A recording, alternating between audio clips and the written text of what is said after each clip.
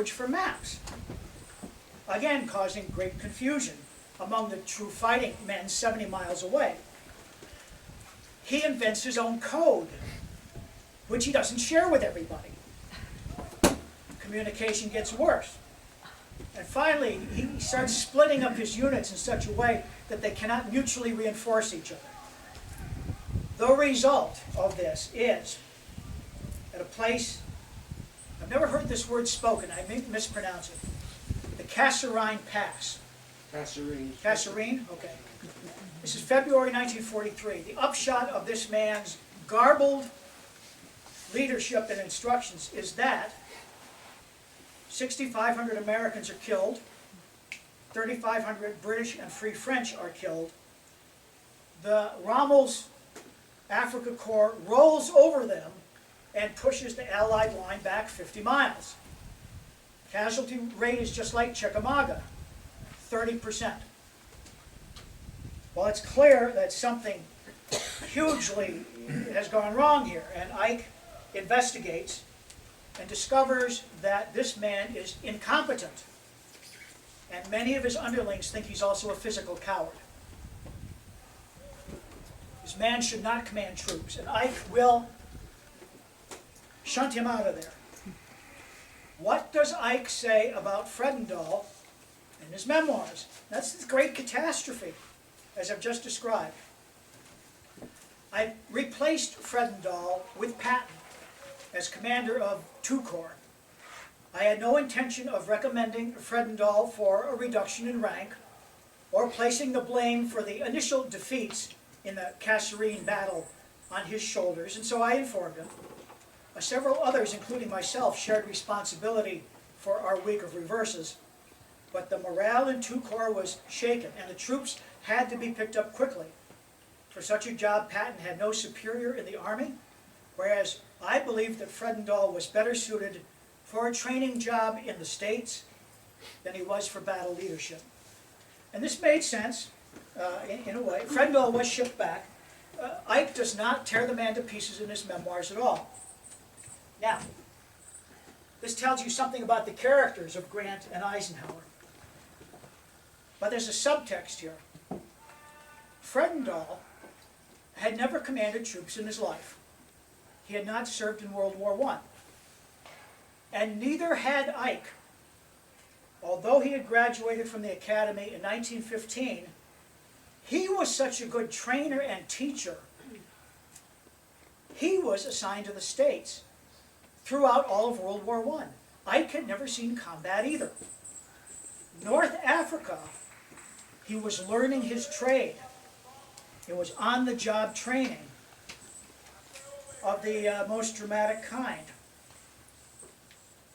Mr. Korda says he thinks he can pinpoint when Eisenhower, the staff officer, began to turn into the modern Ulysses S. Grant. It was in North Africa in November of 1942.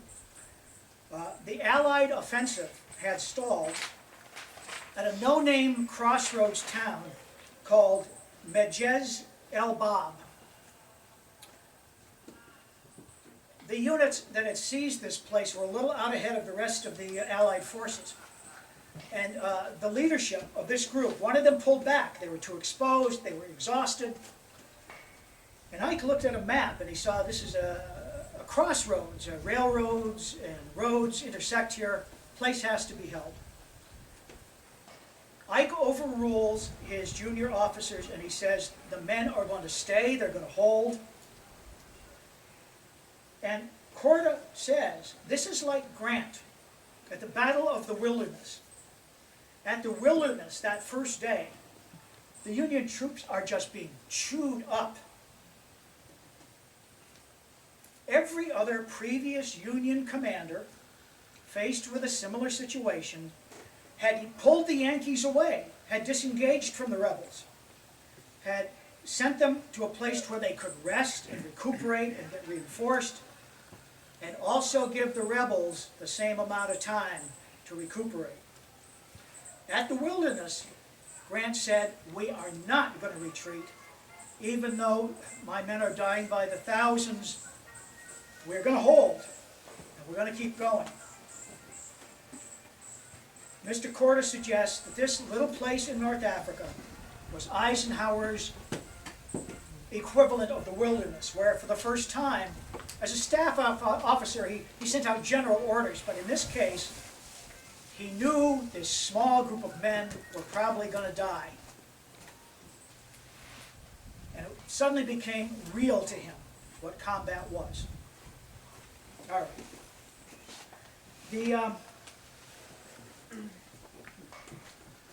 That event where the Germans were victorious at the Kasserine Pass, pushed back 50 miles.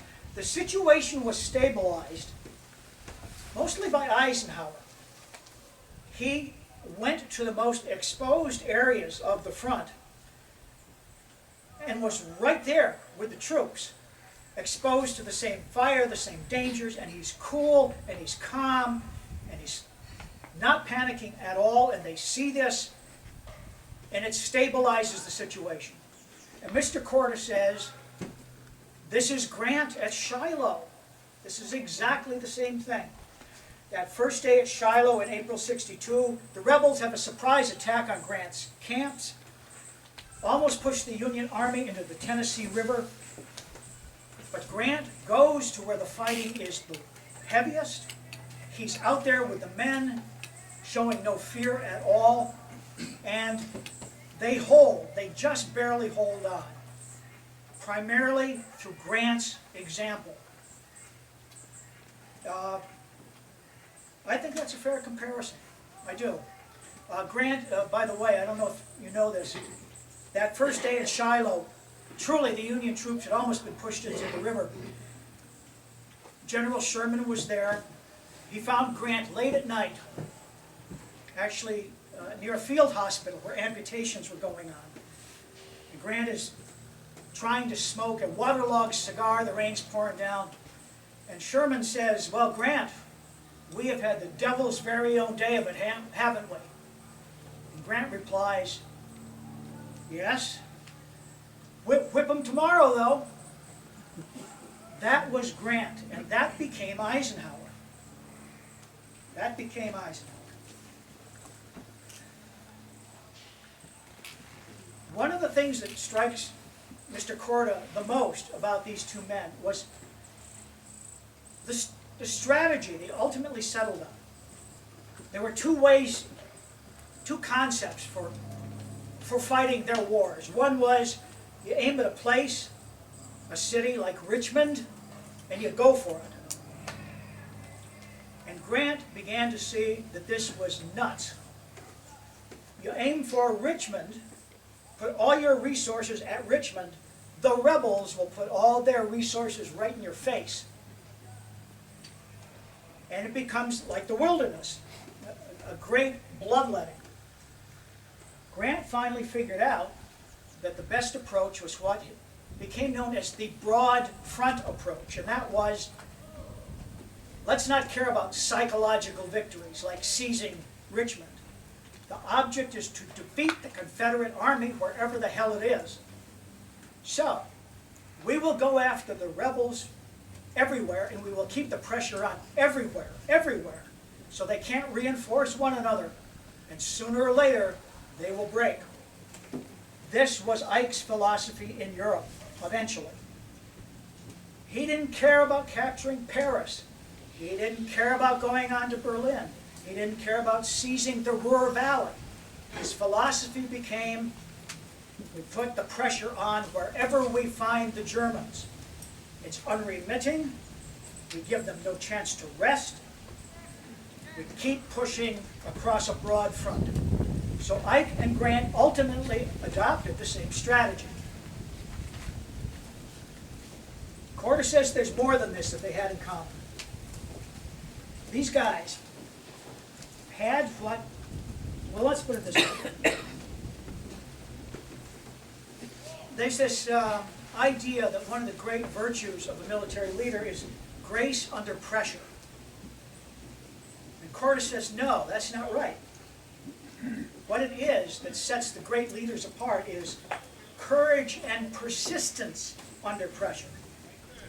He says that Grant was at his best at Shiloh after what appeared to be a catastrophic defeat. He was not discouraged. He spoke optimistically, did not panic, and he inspired his men to hold. And he said, this was Ike at the Battle of the Bulge. The Americans were forced back and back and back, and perhaps another commander, his spirits would have been broken, and he would have been, well, like Rosecrans, something in him would snap. It wasn't the case with Eisenhower. He acknowledged we've been pushed back, but here's what we're going to do. Here's how we're going to handle it. It was courage and persistence under pressure that made the difference. Corda also refers back to Napoleon. He says, now the French revere Napoleon not because he conquered Europe and he was a bloodthirsty tyrant.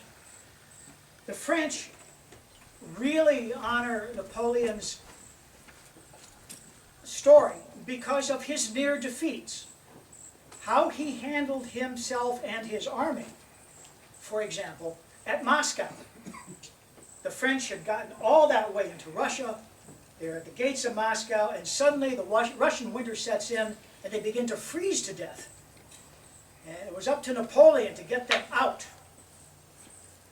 Not very many of the French army got out, but enough did. And it was Napoleon's clear, calm planning and reasoning that got them out. This is what the French really admire about him, is what he did in the face of what appeared to be certain defeat.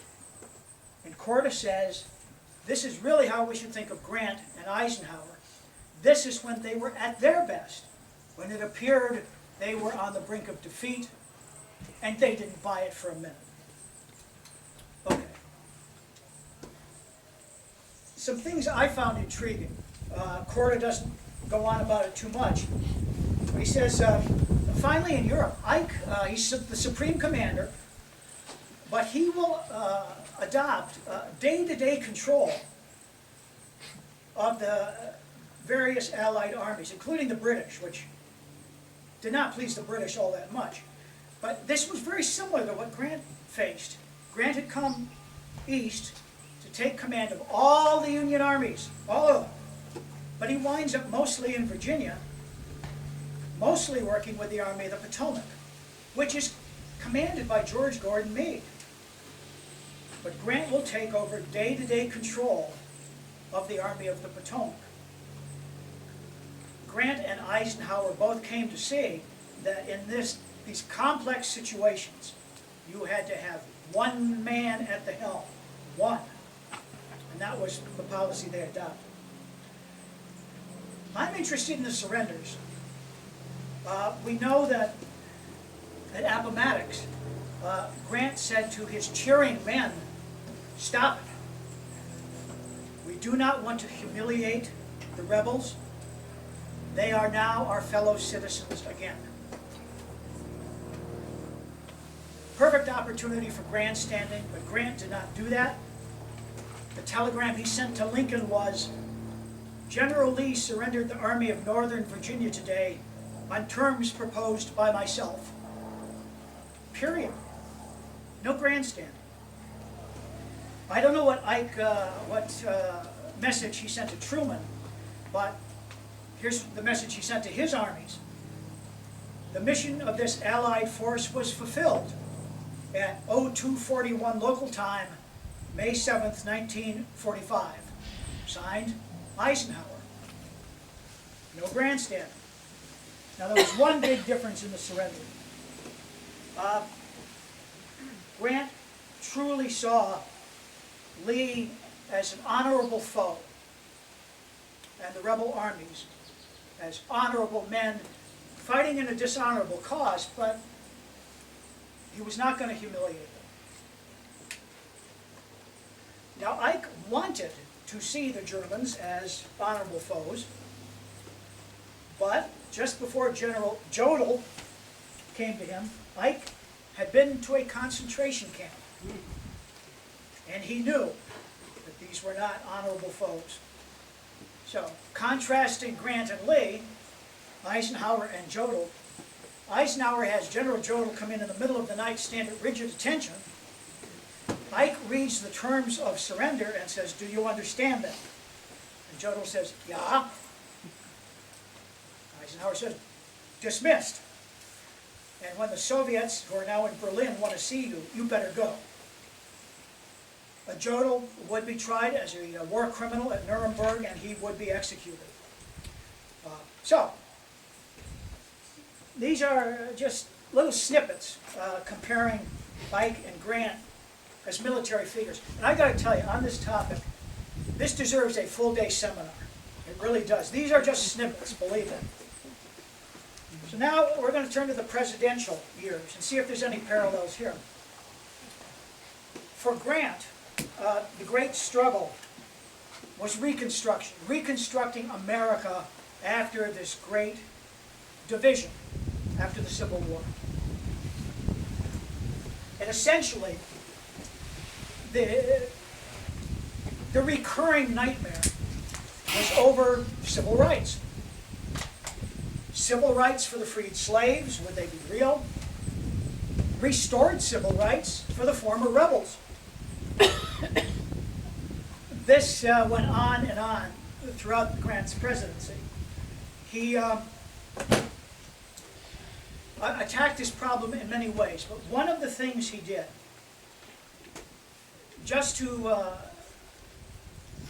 make good on the promise that the freed slaves really were citizens of equal value and equal worth to white citizens, he opened up the federal civil service to black people. Had never been done before. There are many laws in the South which should have allowed blacks to vote. For example, the Ku Klux Klan was having a reign of terror, preventing that from happening. Grant tried to enforce the civil rights laws by establishing a brand new department in government called the Justice Department. It was news to me that Grant had invented the Justice Department, but he had. The first black cadets go to West Point during Grant's administration. Frederick Douglass, the great abolitionist, freed, escaped slave, will wonder if what Grant has been doing through the civil service is real.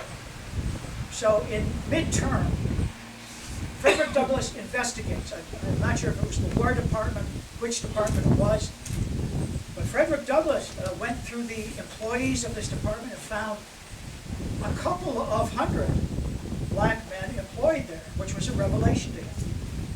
Grant sincerely wanted the racial animosities to die away, and he worked proactively at that. For example, and this is very dramatic, and I wonder that we don't know more about it, the Klan, which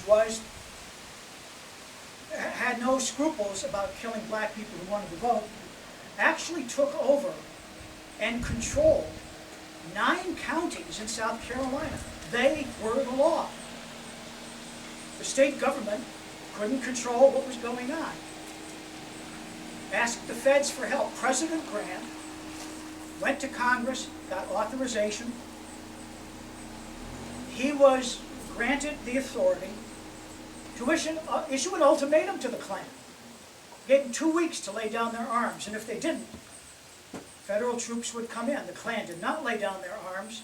Federal troops under President Grant battled the Ku Klux Klan in South Carolina in 1871.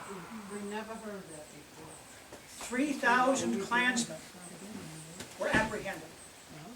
The lower level guys were given token sentences. The ringleaders got stiff federal prison terms, and they served their time in the federal prison in Albany, New York. Wow. Yeah, we used to have a federal prison in Albany. Okay, so my point is that the great struggle for Grant was civil rights and race relations in America. But we're talking domestically, obviously, not internationally. We don't think of Eisenhower as being confronted by this sort of thing.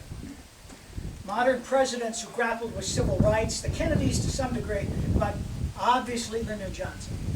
The Voting Rights Act, the Civil Rights Act. Little do we know what Eisenhower attempted to do. Now, Ike was not a modern man. He'd been born in 1890. He had his doubts about the social equality of the races, but he did acknowledge that any citizen, black or white or red or green, should have the same rights. And that was obvious. So, I told you I lived through the 60s, and I was told the 60s in part were a reaction to the very boring 50s when Ike was president. Ike was this sweet old, he was a duffer, he was a golfer. Spent most of the time on the golf course. Didn't do much with social issues at all, just let things drift. He was inactive. And the 60s were in part a reaction to that bland period. It wasn't that bland, believe me. This is the 1950s we're talking about. Race relations have been bubbling below the surface here for a while. After Grant left the White House, Reconstruction ended, the Jim Crow laws came in. People in the South were virtually re-enslaved for 2 generations or more. But by 1953, the civil rights movement is starting to appear here and there. 1953 in Washington, D.C., we're beginning to see some changes. By 1954, they are obvious in that racial equality, which is to say non-discrimination, comes to the hotels and restaurants in Washington, D.C., which is controlled by the federal government. This is on Ike's watch. 1954, we have the Supreme Court decision on desegregating the schools. Ike says, this is the law of the land now, and Washington, D.C., we are going to be the model. We are going to desegregate the schools here by the end of the school year.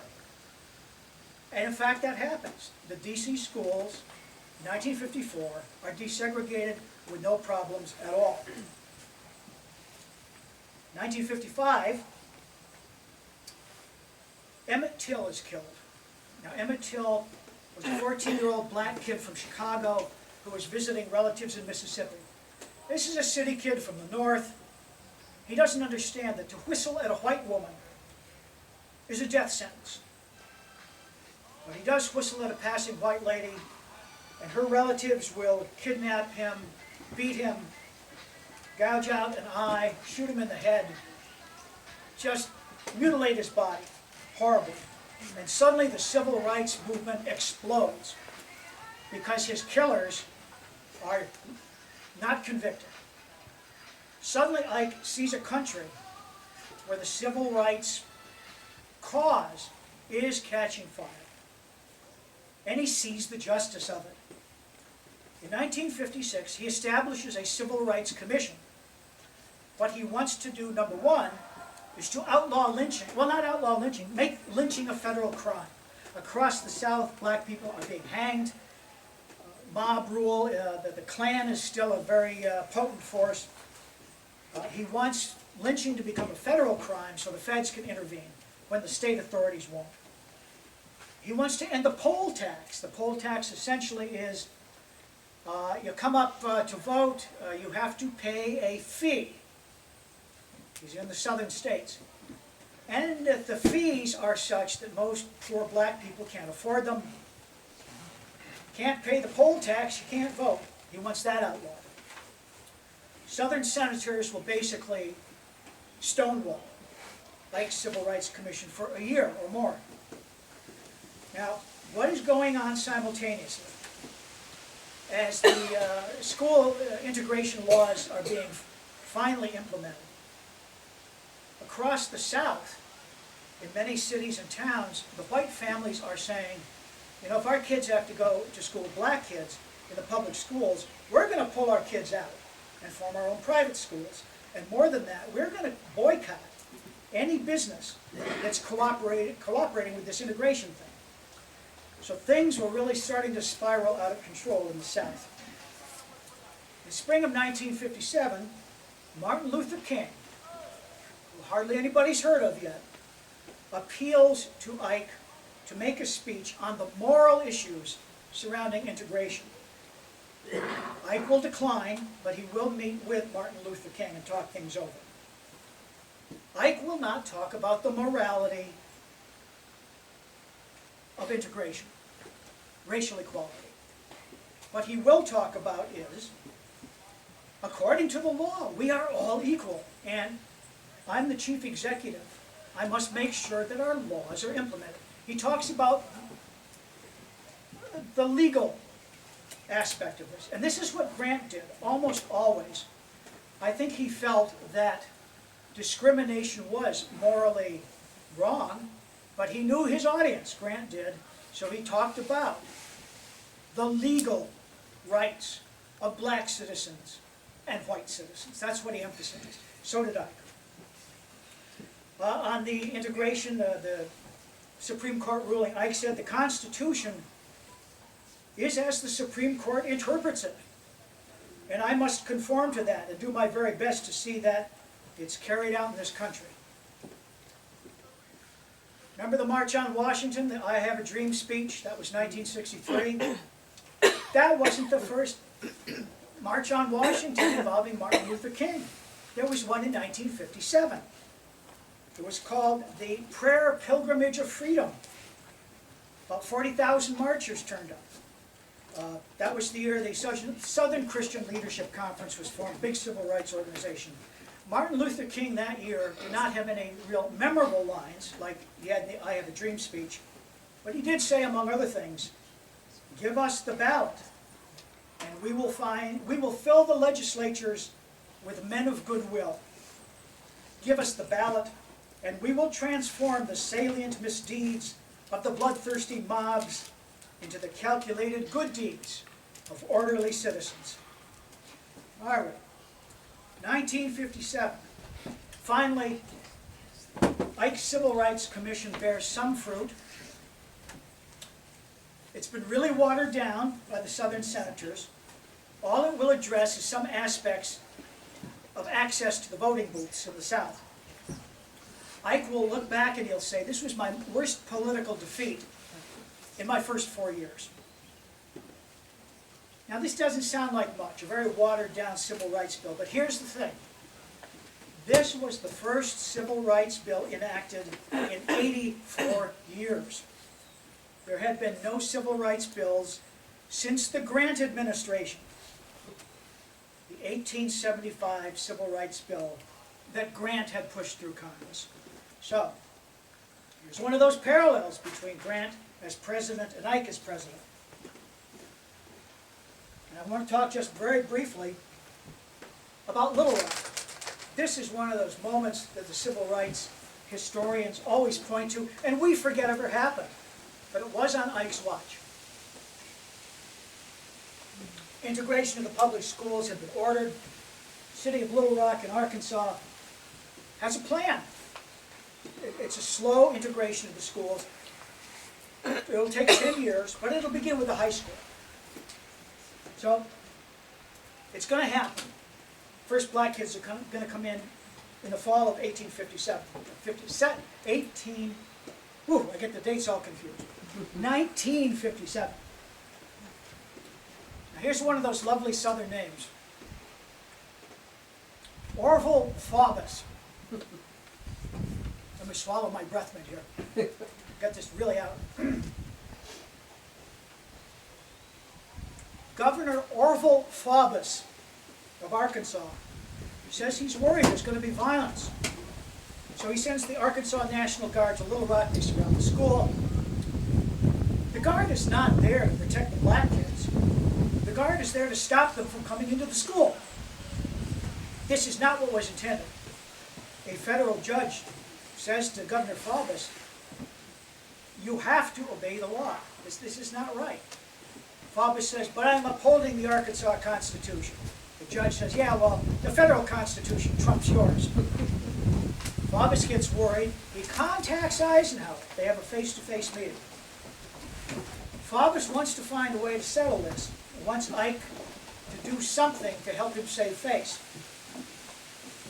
And Ike says, you know, the only assurance I can give you is that the federal Constitution will be upheld by me, by every legal means at my command.